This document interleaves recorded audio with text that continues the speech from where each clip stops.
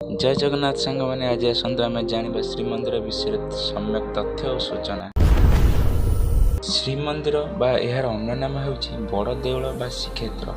यही श्रीक्षेत्र पुरी ओडिशार पुरी सहर मध्य भाग में अवस्थित एवं ओडिशार संस्कृति कहले आम जगन्नाथ संस्कृति को ही बुझाई थाए एवं श्रीमंदिर बाना बा नेत को पतित पावन बाना बोली कहुए। श्रीमंदिर चक्र को नीलचक्र बोली कहुए। यही चक्र अष्टधातु निर्मित।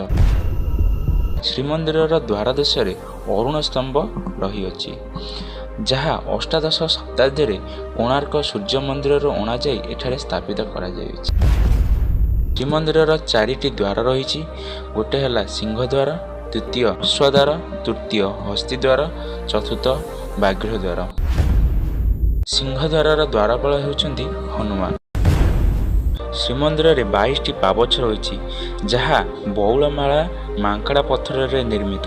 प्रत्येक पहाचर ओसार 6 फुट और लंब 70 फुट और उच्चता 6 ରୁ 7 इंच।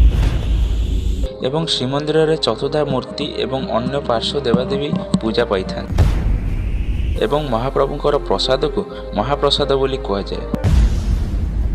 यही श्रीमंदिर 1975 जातीय कीर्ति रूपे मान्यता पाई था।